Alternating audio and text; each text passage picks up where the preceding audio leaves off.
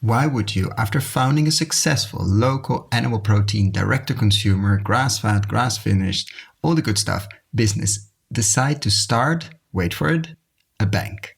And not just any bank built for an exit, like one of these fancy fintech companies. No, a mutual one, which is basically a cooperative owned by the customers and the depositors.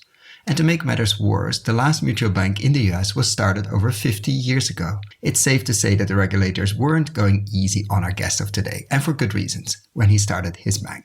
Why starting a bank might be the most impactful thing you can do in your regional food system. That's what we're going to talk about. Plus, why accounting is so incredibly interesting, where you bank really, really matters, while there are no silver bullets in regeneration, and why long-term investment options, specifically for land, are fundamental. Enjoy.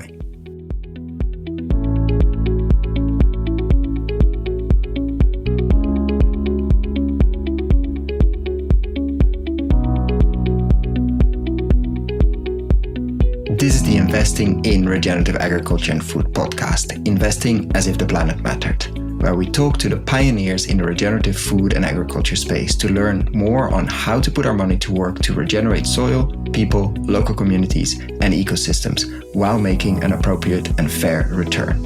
Why my focus on soil and regeneration? Because so many of the pressing issues we face today have their roots in how we treat our land and our sea, grow our food, what we eat, where and consume. And it's time that we as investors, big and small, and consumers start paying much more attention to the dirt/soil underneath our feet. To make it easy for fans to support our work, we launched our membership community, and so many of you have joined us as a member. Thank you. If our work created value for you, and if you have the means, and only if you have the means, consider joining us. Find out more on gumroad.com/investing-in-regen-ag. That is gumroad.com/investing-in-regen-ag. Or find the link below.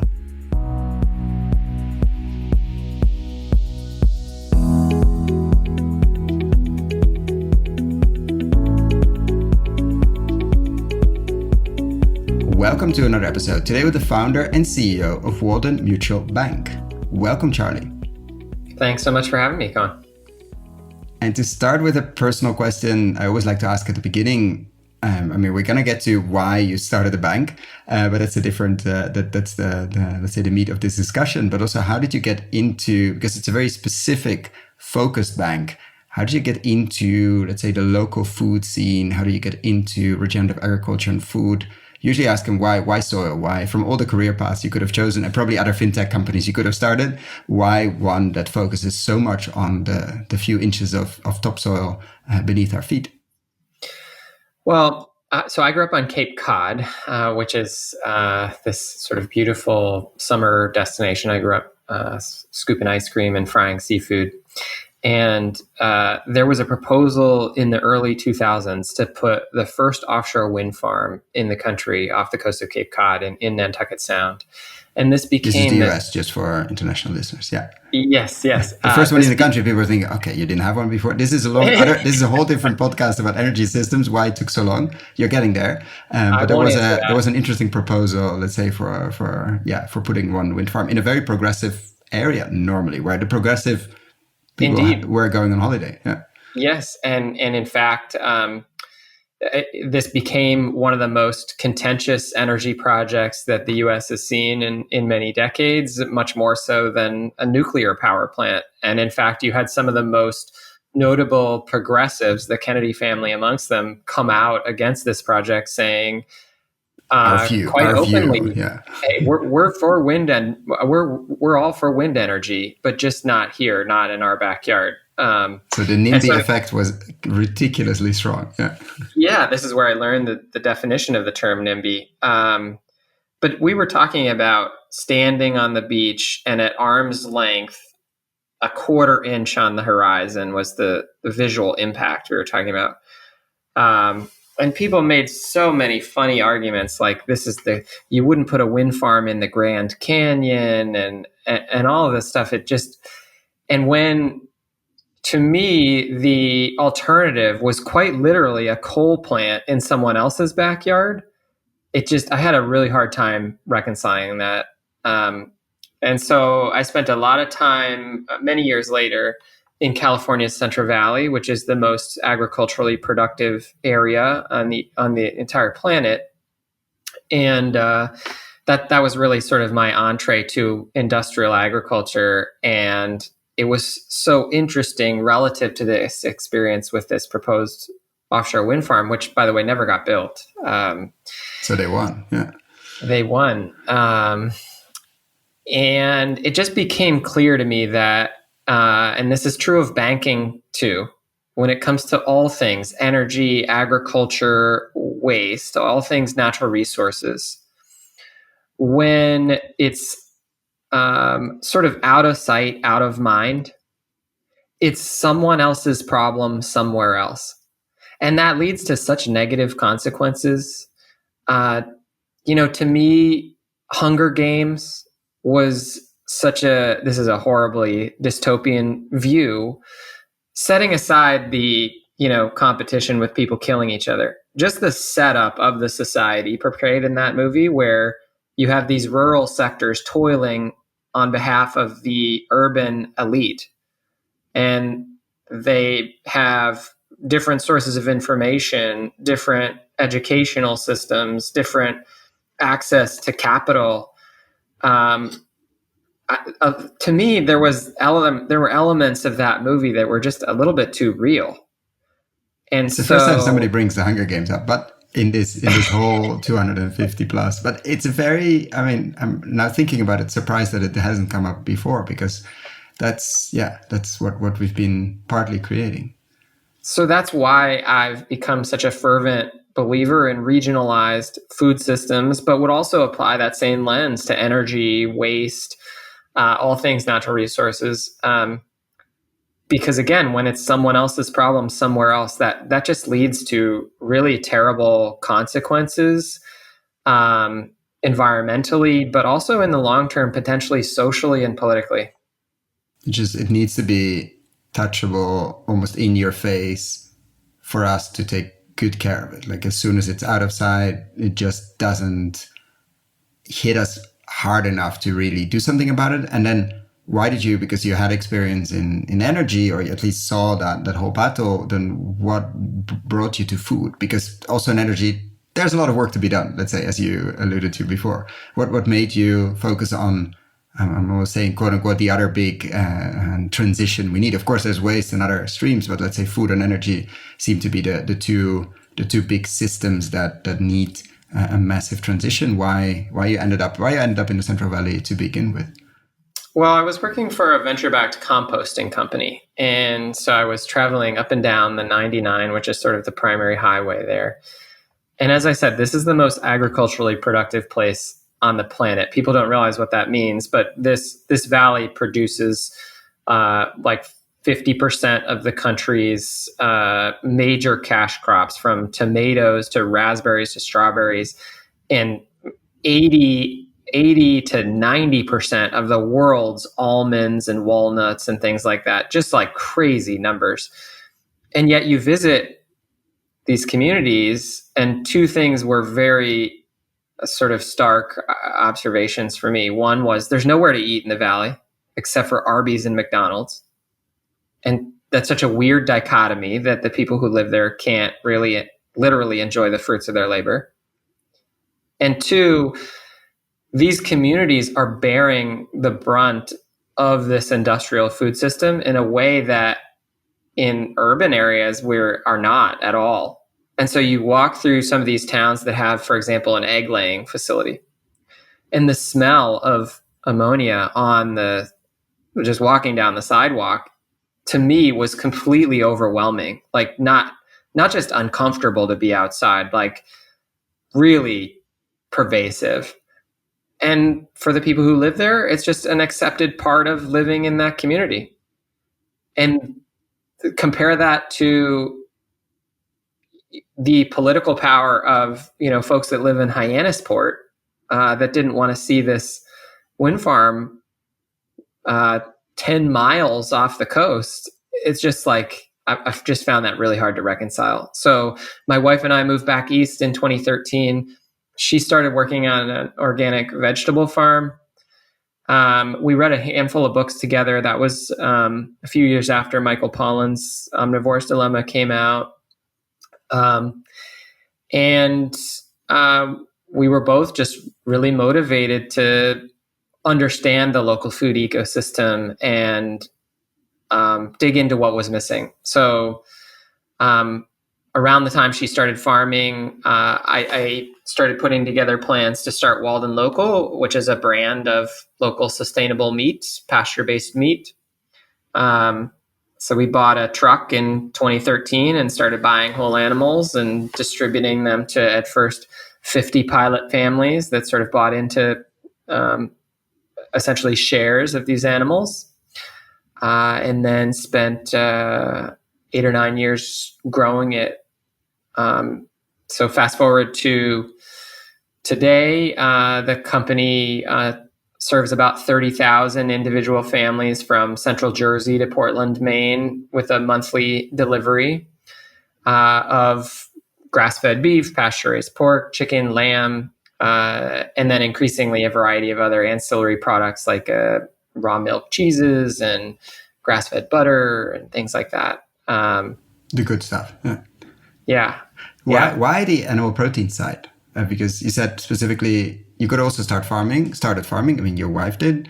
You read a number of books. I think many people are in that phase maybe now as well. Maybe some are listening as well. Like, how did you narrow down the focus? And then we get to how that led to a bank, which is not such a logical step, or at least not one that you hear every day. But how did you narrowed it down, like of the tens of options you probably had to start an animal protein? One gets back to the question you asked before, which I didn't answer, which is why soil. So people don't realize that, yes, animals eat plants, but plants also eat animals. And ruminant animals that eat grass, like cows and sheep, play this amazing role from an ecosystem services perspective of building soil and specifically holding carbon in the soil. So if you look at just from a very high level perspective, there's 3 times the amount of carbon in the soil as there is in the entire atmosphere plus all plant and animal life combined. Let me just say that one more time. There's 3 times the amount of carbon in the soil relative to all plant and animal life plus everything we've put in the atmosphere since humans came into the existence, 3 times the amount. And so what any sort of carbon strategy really has to address soil's potential as a carbon sink. Another way to think about soil from that perspective is 50% of what's emitted in terms of CO2 remains in the atmosphere. And then of the other 50%, 25 gets absorbed by the ocean and 25% gets absorbed by land, by soil. And so we spend all of our time talking about the portion that is flowing into the atmosphere. But look at what is being absorbed by the soil. If that 25% goes to 30 or 40%, that is a sea change in terms of our ability to sort of handle carbon on an ongoing basis. So anyway, a lot more to say about that. But that pasture-based animal agriculture, I think, is a huge part of the climate solve. But also maybe a more local answer was, this isn't a particularly productive place to grow monoculture row crops. If you want to be a corn or soy farmer, Massachusetts and New Hampshire are generally not at the top of your list. We have hilly, rocky soils. We have a short annual growing season. We have actually the Boston, people don't realize this, but Boston gets more annual rainfall than Seattle. Seattle has more rainy days, but we get about 12 inches of additional rain here. Anyway, all those things combined perfect grassland. Yeah. It's actually, in fact, one of the most productive places certainly in the US, to grow perennial pasture. And that makes it a really amazing place to grow ruminant animals, animals that eat grass. There's also this element of farms tend to be smaller in the Northeast, and they're actually very close to urban areas. So compare that to, say, the Midwest.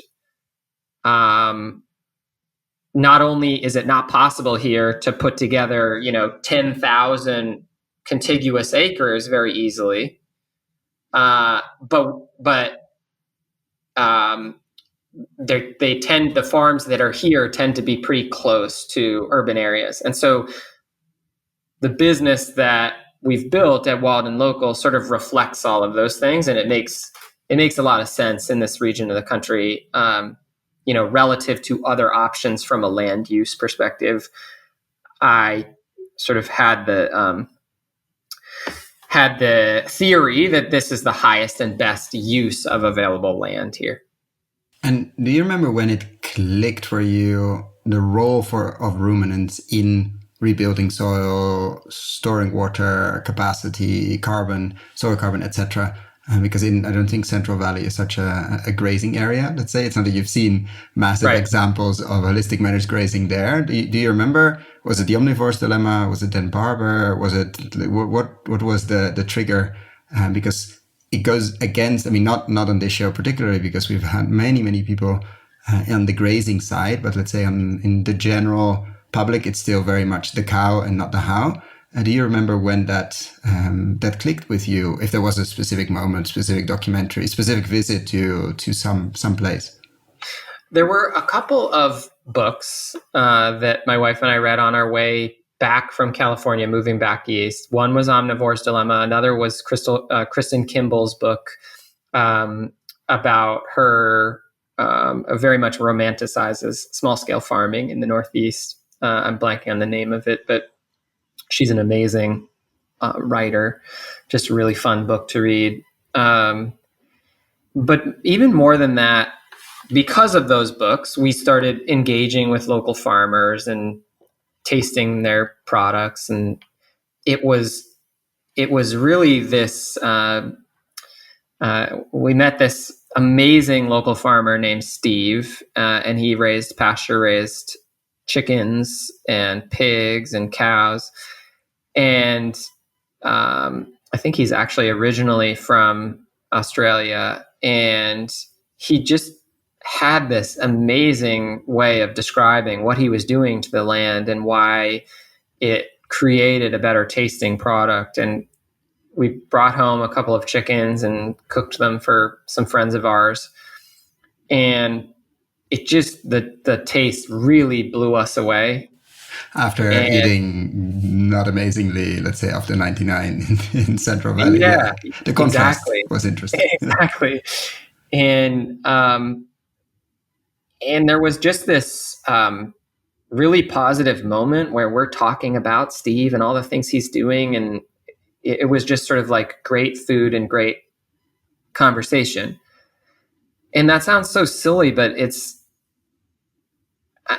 I had other experiences, and I'm sure you've seen that too, where if we're trying to change other people's behaviors, we're often sort of, my first impulse is like, sort of put all the negative things in front of them around the consequences of their behavior and hope they change. Yeah. Make them feel guilty about it. But then I look at my own behavior and I'm like, actually, for example, you look at sort of the methods that PETA uses and show people the terrible consequences of industrial agriculture and animal suffering and such. And it's the same in the sort of abortion movement. And ultimately those images, they're fleeting. People are affected by them for smoking 20 minutes. As well. Yeah. And then, a day or two later, they're totally forgotten. It's hard to change behavior that way. It's hard to change sort of fundamental beliefs. And so what I've seen changing minds, because it sort of changed my own mind, is just the inspiration that comes from really positive experiences and the positive alternative. So anyway, that I don't know if I answered your original question or not. You got me going for too long, but that was sort of the original inspiration. Absolutely. And then running a successful meat delivery and meat processing and marketing company, obviously you start a bank. I mean, that's just the most logical thing to do. In your spare time, how did that come about? Like, what's the step there to say, okay, we actually need to start financing in the space around us much more than current banks or current offerings in the Pacific Northwest are doing? Well, it came from a couple places. One, our mission at the bank, it's a little cheeky, but or our ethos rather, is to grow your change. And it's a little cheeky because it's a double entendre. Obviously, we want to help people grow their savings, but also grow their ability to change this, in our case, local food ecosystem. So the mission underlying that is we enable anyone to make positive and lasting change to our local food ecosystem. And you mean local Hudson Valley? I said Pacific Northwest, obviously, completely the other side. You mean upstate New York, Hudson, that area? Yeah, we're really focused on New York and New England. Yeah. Okay, and grow your change. Like so that's specifically focused on, let's say I have savings and I live there and I want to move part of that or even all of that. Like, do I move everything and do I cut my credit cards and lines with the big evil banks, or what's the, like, is it a radical transition in that sense, or is it partly? It can be anything. So one, we take depositors from anywhere. So you don't have to live in the region to be a depositor at the bank. But we're focused from a lending perspective on our local food shed. Do you see a lot of people from outside to yes, join yeah. in? Surprisingly so. And perhaps that's because people are keen to the fact that where you bank actually really matters. And what I mean by that is when you bank at one of the top 5 largest banks in the US, and this is true internationally as well, I just don't know the specific players as well. $100,000 in a bank account with one of the top 5 banks is equivalent to the average American's carbon impact for an entire year. Driving, flying, eating, purchasing, whatever. And wow. The reason is because the top 5 banks in this country are the single largest investors in fossil fuel development. $1.2 trillion since the Paris Accords were signed. And ultimately, that's your money. And so trying to devise an alternative for a depositor that wanted to have an impact with their deposit dollars, the same way that people have shown a desire to do with investment dollars, that was a big part of the impetus. The other part of it was at Walden Local, we were so often in a position of lending to various entities in our supply chain, not just farms, but also value-added manufacturers and different distribution partners. You became sort of a bank by and that default. Wasn't really the business we intended to be in. But it did suggest there was a pretty interesting gap in the existing lending infrastructure. And so how difficult is that to start? Like, it's not that you wake up one day, obviously, and you have a bank. Like, what's the process like to, I can imagine very long, but like, what does it, like when you came to the realization, okay, we need to start our own bank, to the moment you officially opened for depositors to be able to wire and open accounts and wire their money in, like, how long did that take? About 2 years, start to finish. Not that bad. Well, it seemed pretty bad at the time. I don't know if I would recommend the process to someone else, but there's obviously you would do it faster now. If somebody would ask you, okay, I mean, another region where local food starts to become very important, like how would you do it, or maybe you do it yourself? I'm imagining there are some tricks or some things, okay, these are the steps to do, or it's anyway starting a bank, especially in these climates, sounds like a long journey. I think it might be a little bit faster if we try to set up again and do it again. We would do some things differently, and obviously there are a lot of lessons learned. However, we didn't make it easy for ourselves. I mean, the reason, and that was largely a result of the sort of regulatory process to get the charter over the finish line. And under any circumstance, that's a long, arduous process. So you just need to know it's going to take 2 years. You just need to be aware. Were you aware that it was going to take 2 years, or you thought faster? Maybe that was the I think our expectation was more like a year.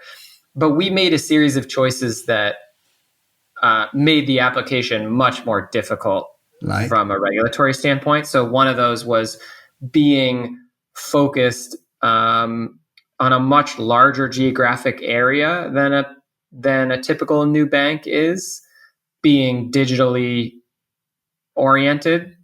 So we don't actually have cash services. We have a physical location, but it's not really a bank branch. And then 3, we're structured as a mutual. A lot of people have become less familiar with that term over time, but it's essentially a cooperative structure in which the bank is ultimately owned by its depositors. And there hasn't been a new mutual started in the US in about 50 years. So that combination of things, particularly the mutual element of it, just was, flashing red lights at regulators to like really dig in and understand this. Understandably so. I mean, from their perspective, it should be an arduous process. You don't want to allow anyone to just start a bank and open it tomorrow. It's important that there's a pretty big set of hurdles to jump over there. But we didn't make it any easier for ourselves. So where are you now? We're talking summer, Northern Hemisphere summer 2023. Walden Mutual Bank, how would you describe it now in terms of size, in terms of what kind of numbers can you share, just to give us an idea of what we're talking about in terms of the bank? Yeah, we opened for depositors about 6 months ago. We're probably somewhere around 60 million or so in assets. We've got a really amazing loan portfolio of, I think, some of the most notable entrepreneurs and companies across the entire value chain. So everything from production farms to manufacturers to distributors to some awesome consumer brands. And then also things that are sort of on the periphery of that ecosystem, but help support the functioning of the whole. Have you invested in compost yet? Considering we've looked at a couple composting opportunities. We have this amazing dog treat business that sort of upcycles waste streams from area farm and food businesses. So I think we're off to a good start. And 6 months is of course long and short at the same time. What's your biggest surprise?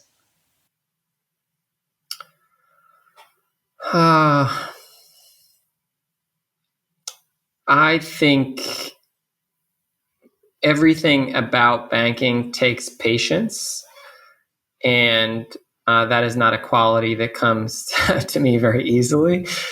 And there's an element of that as just also for good reason. The industry is pretty risk averse, and the safety and soundness of the bank is a key consideration, not just for regulators, but for our management team and board.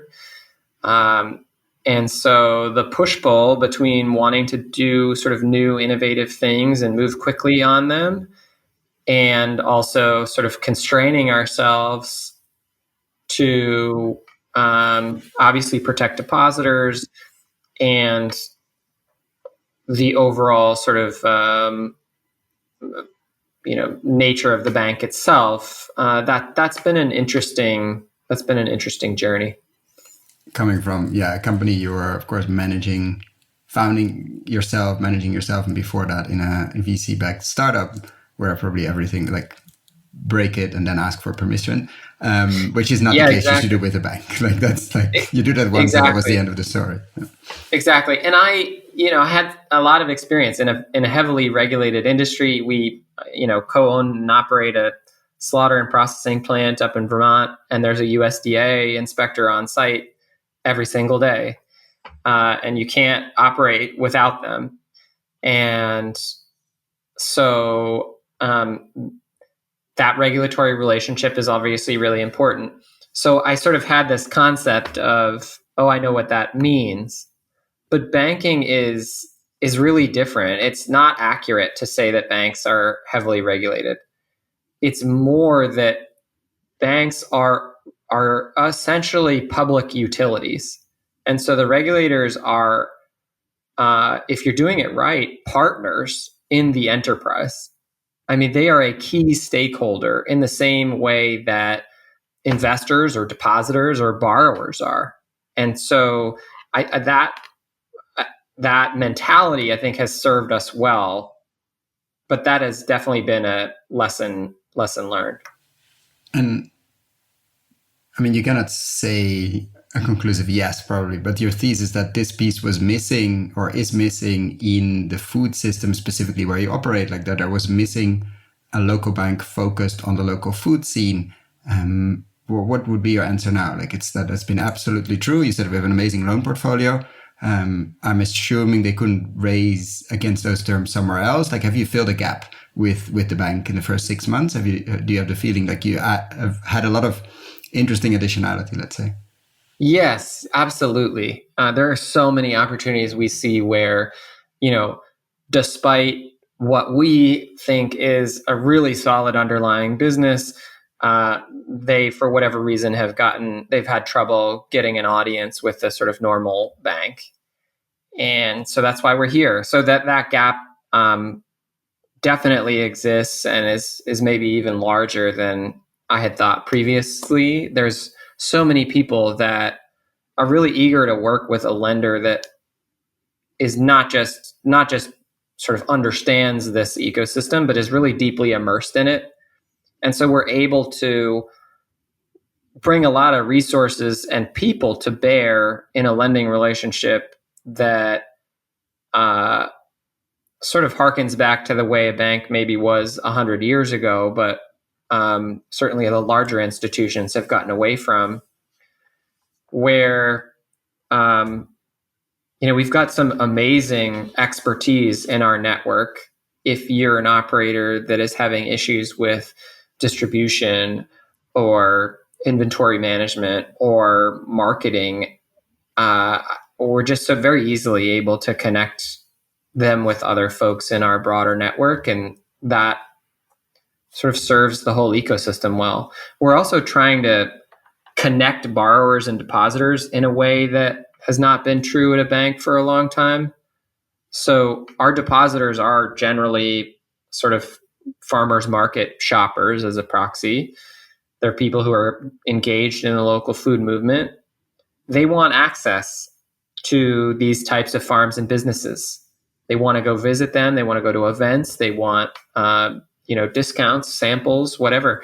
And then you look at these businesses and farms, they want any opportunity to engage with that segment. These are their core customers. And so wherever we can facilitate those connections, again, also, I think sort of serves the ecosystem well long term. And I saw on the website you're launching a 100-year product. What's up with that? What's up with the local impact certificate of deposit? It's a mouthful, or a local impact CD. Why is that such a revolutionary process? As I saw, I think it's the first of a kind. What's the reasoning behind launching that, and what is it exactly, and why does it serve the system? Yeah, so one thing we see on the farm side is land values are such that oftentimes the income profile of a small farm cannot support a loan for the land that amortizes over 10 or 15 years. And generally, in plain English, the prices, for whatever reason, speculation, land, like the prices have gone up quite a lot, and the productive capacity to serve a loan in 10, 15 years is just not there. The annual payments to greater than, or the monthly payments end up being greater than what you could expect from a cash flow. So you cannot borrow money to a farm to buy the neighbor or to expand, because it's just from a banking perspective, and coming back to that, the bank needs to be sound. It just doesn't make sense to write a loan. Generally, banks don't want to write 30-year loans unless they are selling them right away. And so, for example, consumer mortgages, most banks sell the bulk of the consumer mortgages that they generate right away because there's a very active market in the form of Fannie Mae and Freddie Mac that sort of helps banks essentially manage their balance sheet. So I guess backing up a second, what banks fundamentally do is take what are ultimately short-term on-demand deposits and magically transform them into long-term loans. That's like the bank's fundamental role in the economy. And so it's very difficult to justify a 30-year loan from a sort of safety and soundness perspective because you have to know that you have 30-year money to support that loan. And this isn't just in the case of a run on deposits. It's more just understanding how to match those two durations. It's not the role as a bank to hold those loans. It's a role to create them, but then you need to, like a mortgage, sell it somewhere else and not to hold them on your balance sheet for 30 years. It's just not it's very hard for a bank to take that risk because if interest rates change, if your deposit base changes, it's just a long time. Yeah. And so it's something we've heard a lot actually on the land side, I think globally as well. Of course, many places suffer from high land prices and then what to do? Either you're forced into extremely extracting even more value from the soil to pay a shorter term loan, 10 years is still a lot, but it's nothing in farming. Or you need to find solutions either with land trusts or getting out of that wheel, or come up with other solutions to lengthen that time from 15 years onwards. Land trusts and conservation easements and stuff are applicable in some situations. Not all property has, or rather some property has more conservation value than others. And so in some cases that can't bridge the whole gap. But the ultimately a very straightforward way to reduce the monthly payment required is to extend the maturity of the loan.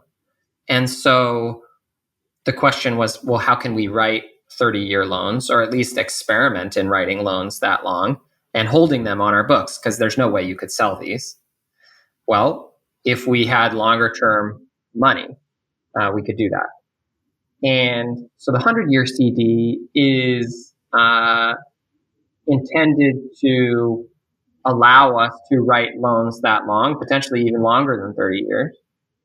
And for the depositor, it's kind of an interesting addition to the fixed income portion of a portfolio, because a lot of people want, let's say you're really happy about getting 5% in a US Treasury right now. More than likely, you won't be getting that same interest rate a year or 2 years from now. And so a lot of people at the sort of height of a rate cycle would like to extend the duration of their fixed income portfolio. So I'm probably losing the people that are less familiar with the investment world, but we're bridging the gap between the land and the investment world. So we need to go deep sometimes. Well, the point is, it can be an interesting addition to a larger portfolio like that, but also for the sort of smaller average investor, this is a risk-free investment. It's backed by the full faith and credit of the U.S. government through the FDIC, and it compounds over a very long period of time. And so you can either just leave it and let it sit and watch a relatively small investment become quite large. So I think a $100,000 investment turns into an $8.5 million total over 100 years. And so that can be an interesting vehicle. The magic of compounding interest, yeah. Yes, don't ever underestimate that. Yeah. It can be an interesting charitable giving tool that doesn't expose the charity to any sort of variability if you like if you had put it in the stock market. But also it can function much like an annuity, where you can pull the interest off penalty free. So you could, every year pull out the interest, or you could wait 20 years and pull out all the interest. So it's actually a more flexible sort of structure than it initially appears. And then it allows you to do all kinds of different things with time, basically, in farm. So where exactly. Are you now with this product, or what's the current status? Again, asking, we're in summer of 2023. What's the current level or the current status you're at? We are just booking the first ones now. We did start waitlisting people because we were sort of at our limit. It looks like we're going to be able to release a few more people off the wait list, sort of booking them over the course of next week or so. But I think we've gotten a good response from it. It pays $475,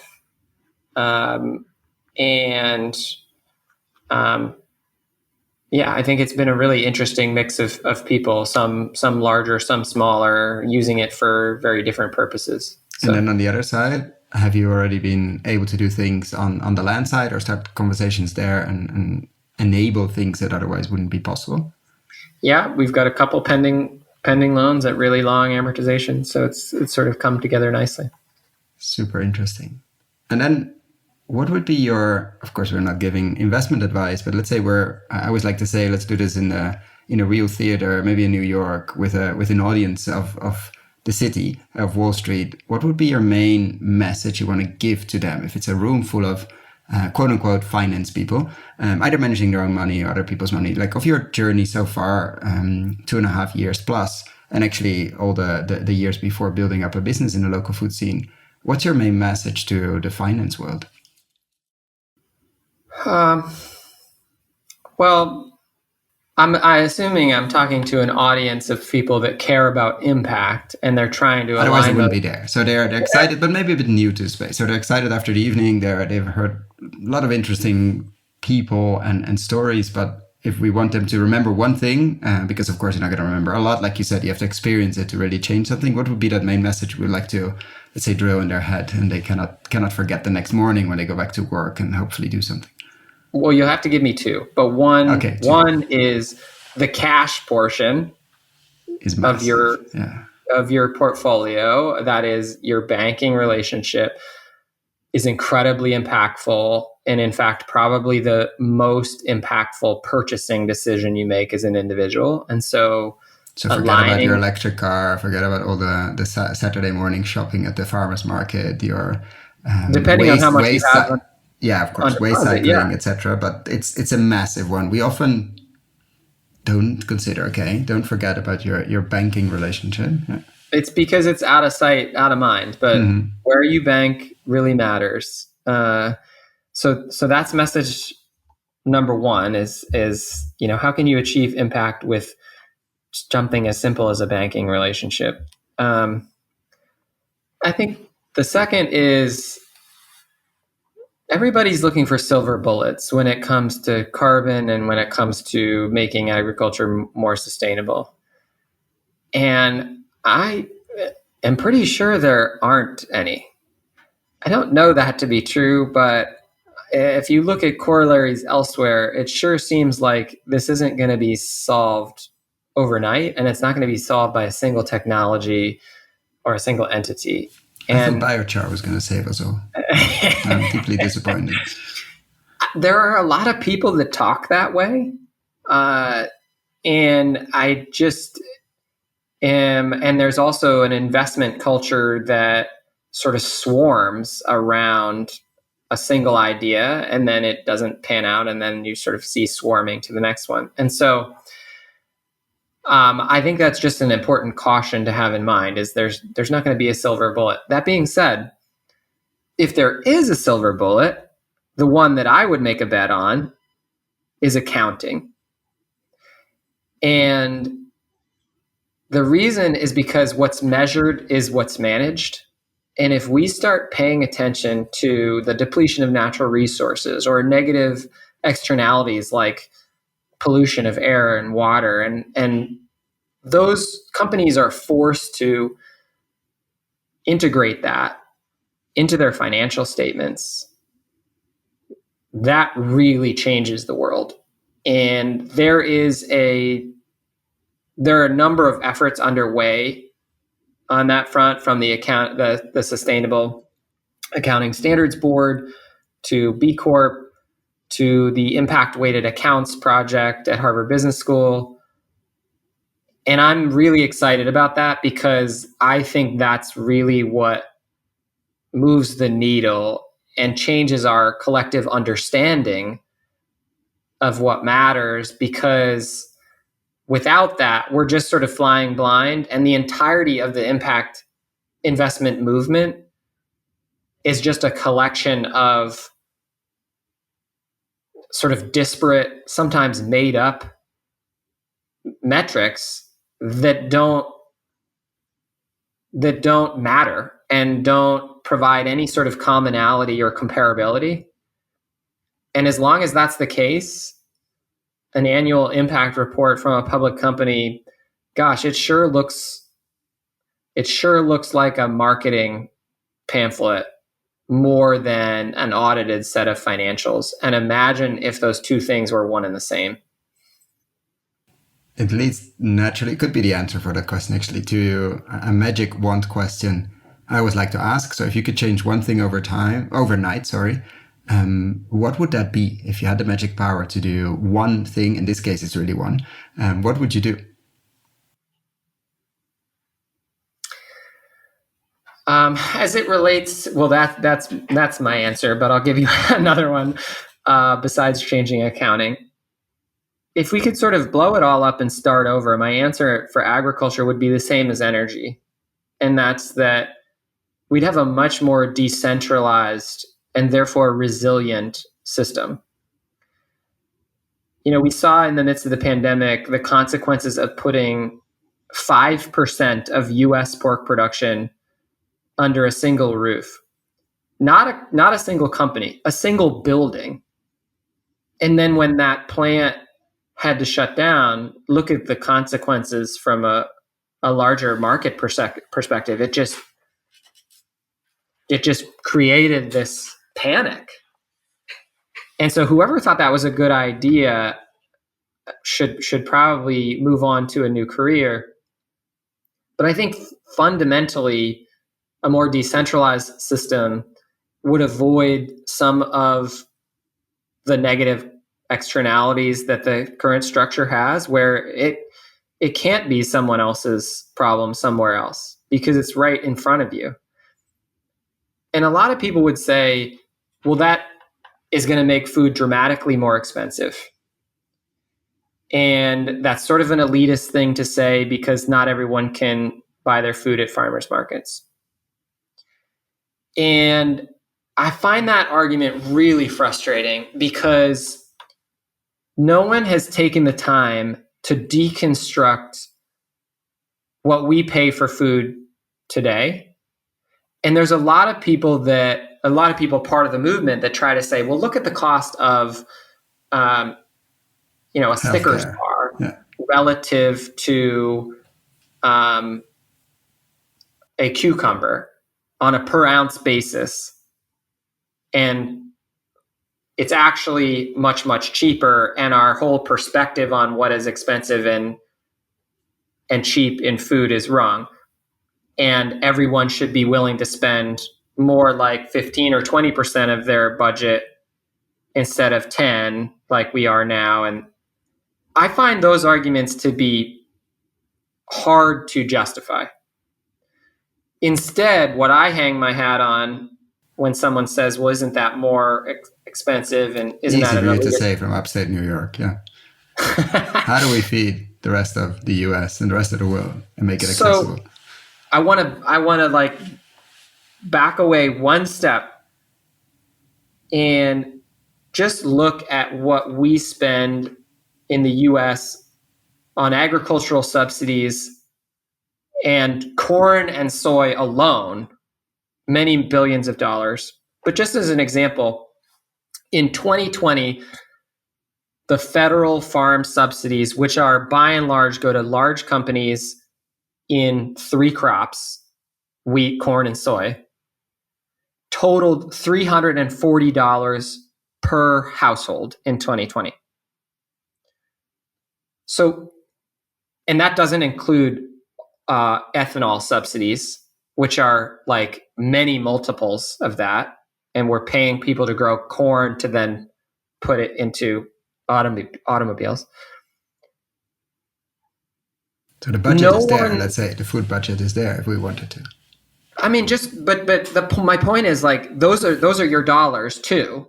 You paid for that $340 with your money in taxes, but you didn't total it as part of your food budget. And when Hurricane Florence came and destroyed the pork industry in North Carolina and flooded manure lagoons with toxic consequences and cost billions of dollars to clean up, we didn't add $2 to the cost of our pork chops. But those were also your dollars. You paid taxes and you paid for that cleanup. And that was a direct consequence of the way that we decided to raise food. And so just because it's coming from the other pocket, it's sort of disconnected.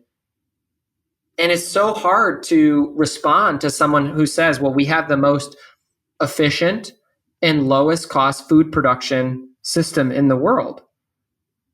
And I kind of say, like, but well, by what metric? Like, why are you allowed to count those dollars, but not these dollars? Because it's the same. And so when you say a pork chop from a pasture-raised animal from a small farm, 20 miles from my house is more expensive than the one that came from this plant in North Dakota that represents 5% of total production in the country, I don't really know what you mean. Like, yes, the sticker price on the product is more, but when you look at the entirety of the system, and I'm not even talking about pricing negative externalities that we don't currently price. I'm talking about the ones that we, like Hurricane Florence, like we actually paid for that. Those were real dollars.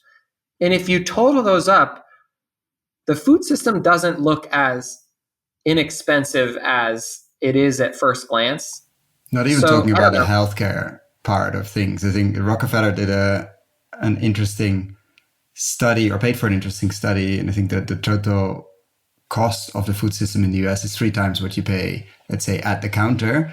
And most of that is social cost in terms of healthcare. Not even the huge environmental cost. It was very limited, but a massive one, of course, is healthcare. We're running a full nutrient density series on that topic. If you want to know more, just go to the website. But the healthcare piece is a big one. But you're saying even just the direct out of another pocket, but out of pocket cost to clean up a lot of this mess.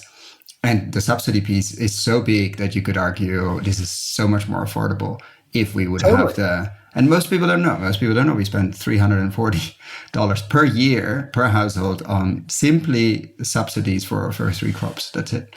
So the healthcare element of it is super interesting too, because by and large, the crops and products we're subsidizing, we're not eating.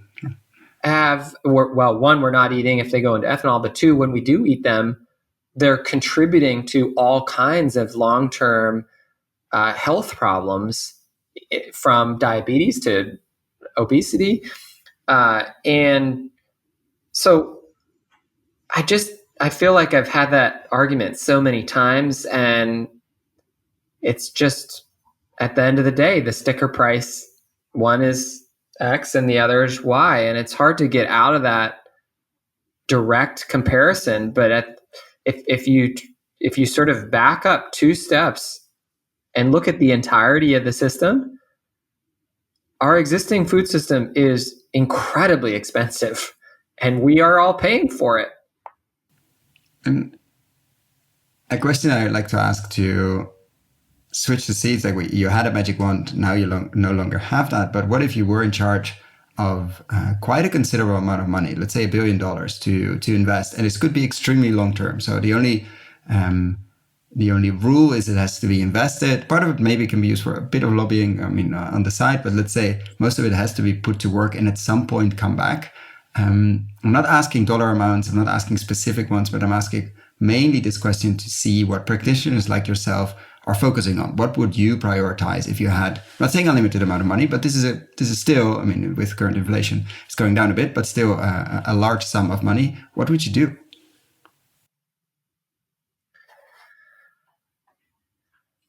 So I think there are some important enablers of change. One is accounting. Two is a long-term view. So this is the why that the bank is structured as a mutual. It's because it gives our impact model teeth from a governance perspective. We didn't set up the bank to sell it. And so we didn't want a structure that was all the incentives were aligned around selling to a larger institution and walking away from the impact we wanted to have in 5 or 10 years. But by and large, a lot of that impulse comes from an underlying investor urge that generally investments should have a, whatever the number is, 5 to 7 year time horizon. And you're talking about someone or some people with a very large investable amount of capital. In that case,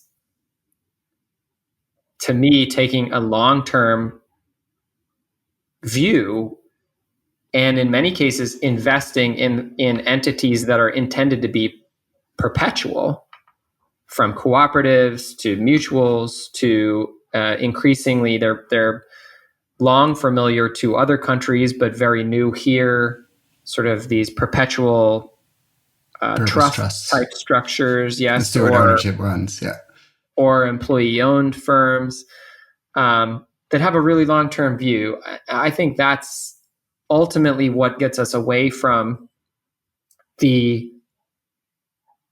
quarterly earnings per share, shareholder value paradigm, dominant paradigm that we currently find ourselves in. And I would honestly point the finger to the largest investors in the world, universities, hospitals, pension funds. They should be doing long-term stuff places, by definition. Yeah. Yeah. All of these places are theoretically perpetual investors, and they're the ones demanding a sort of 5 to 7 or at most 10-year fund cycle. And why those entities, they prefer to pay what are ultimately really just rent-seeking intermediaries along the way to own the same underlying business. So, the pension fund invests in the VC, the VC takes the company public, and then the pension fund invests in the hedge fund, which owns the underlying business, and then a private equity firm takes it private again, and the investor is an LP in the private equity fund. It's a lot of fees. And there's an element of the universe just being so large that not every investor can make direct investments. I get that, but the investment management business has just become so incredibly large that it's created this huge gulf between investors that would otherwise make long-term direct investments and the underlying companies. And so because of that insulation, that layer of intermediaries, you get away from an intimate understanding of those companies' impact on a broader set of stakeholders, not just shareholders. So I think having more longer term, sort of semi-perpetual investors making direct investments, and there are some trends towards this, would generally be a good thing. And would you somehow then use that billion, if you would be in full control, to to get others to follow that? Like, would there be ways to, because of course $1 billion is a lot and it's nothing at the same time, to somehow nudge these or pull them in, the hospitals, the insurance companies, the pension funds? Like, what would be ways to turn that one into 100 billion or even more, without adding layers and management fees and all of that, obviously? It depends who.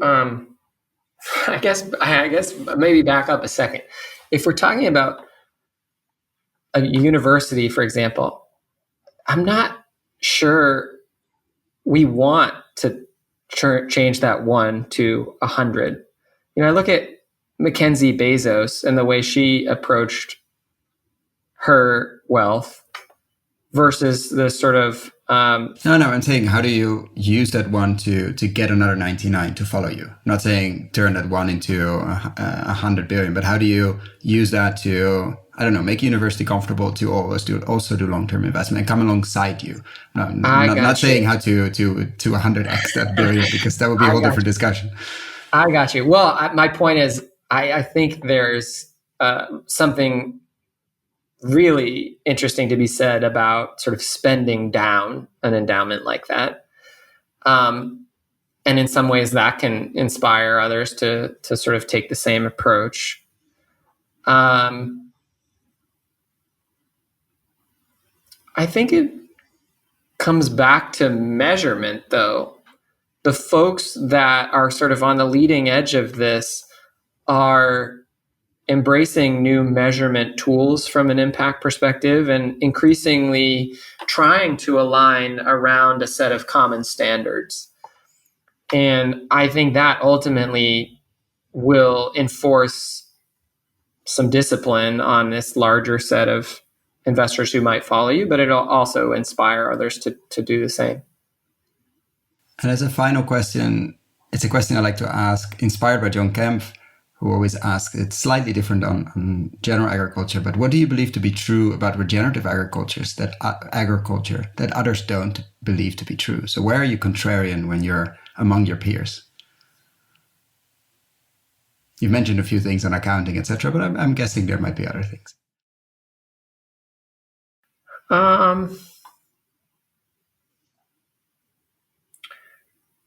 So a lot of people in the sort of movement, the food movement, generally speaking, try to apply this lens of, wanting to work on the sort of biggest lever, if you will, as it relates to climate change or other environmental issues.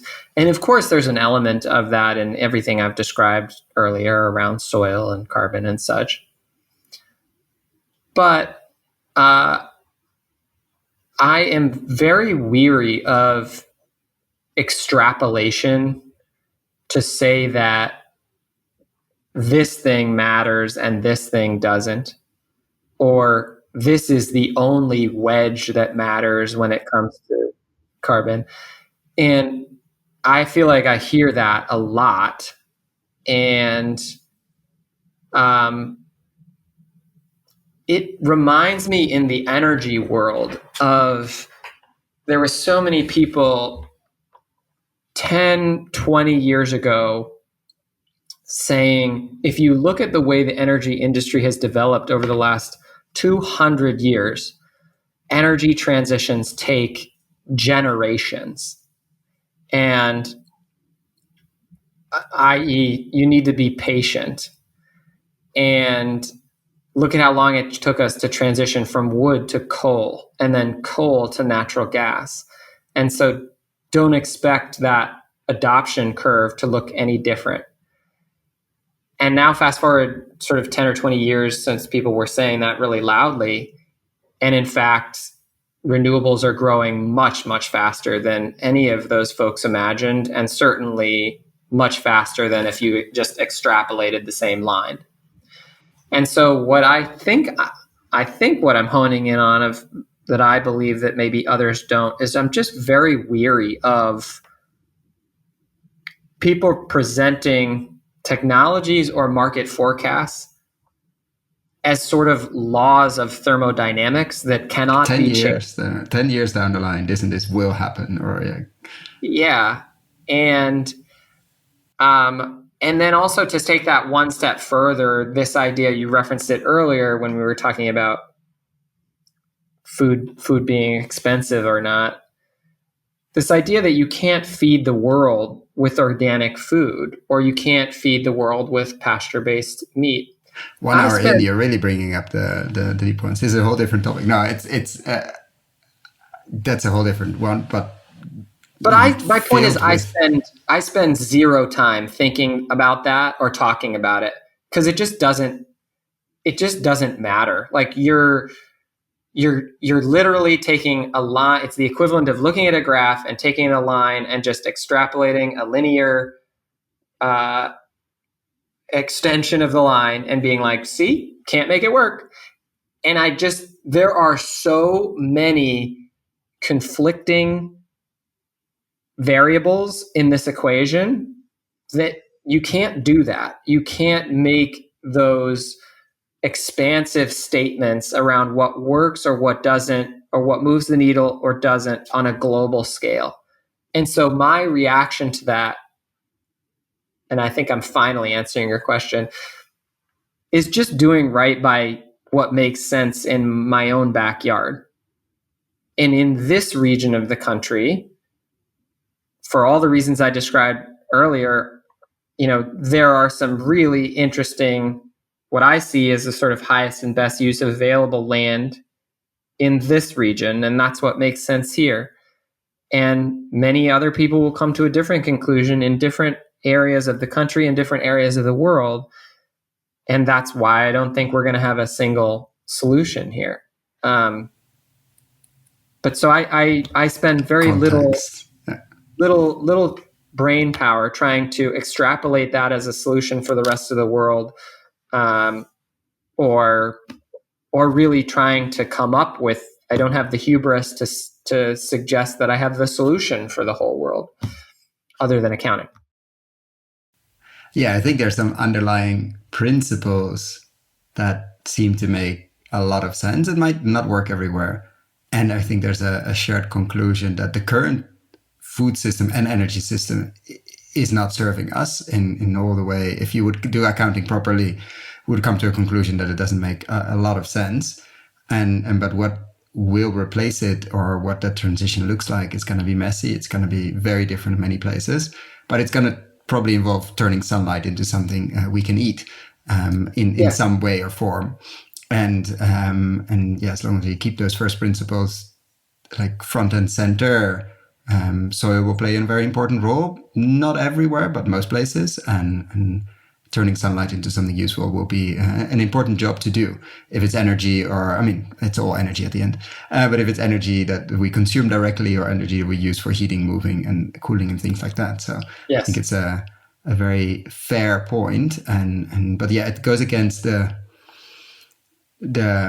different camps or tribes, I would almost say, in this space and also outside, that are really shouting about the one solution they have, and everything else is irrelevant, which is always is an interesting struggle to see. So, but it's a waste of brain power, and it just delays transition anyway.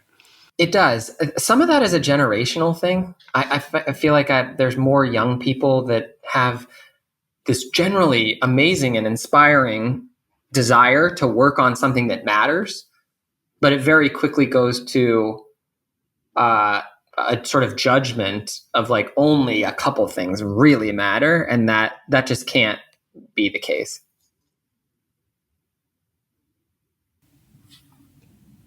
Although we're saying here soil really matters. I mean, everything.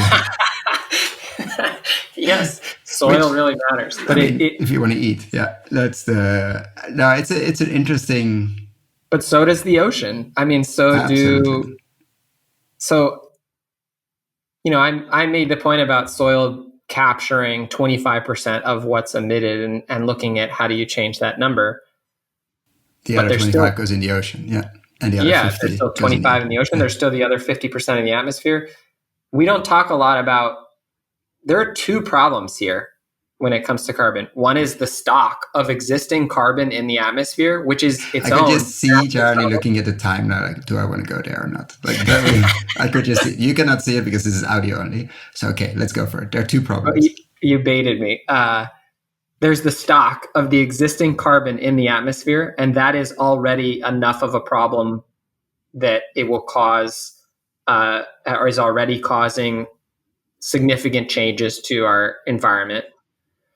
But then there's also the flow of carbon. And so that's how do we address adding additional carbon to the atmosphere? And then there's this other element of what is absorbed and by what and over what period of time.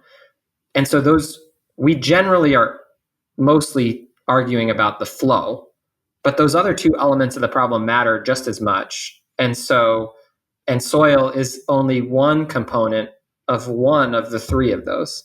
So I also I don't mean to suggest it is the silver bullet. It's just one of this larger set of tools that I think we have. Yeah, and then we're getting into a whole different one on cooling and heating and carbon being only a part of that whole discussion, but that's for another time. And the water cycle series we're actually running. But I want to end it here and be conscious of your time. And thank you so much for the work you do and for coming on here to share about accounting, about banking, and making it interesting and fun to listen to. Because that could be a very boring piece, or people might imagine it's boring, but setting up a bank might be, in this context, the most impactful thing you could do in your regional food system.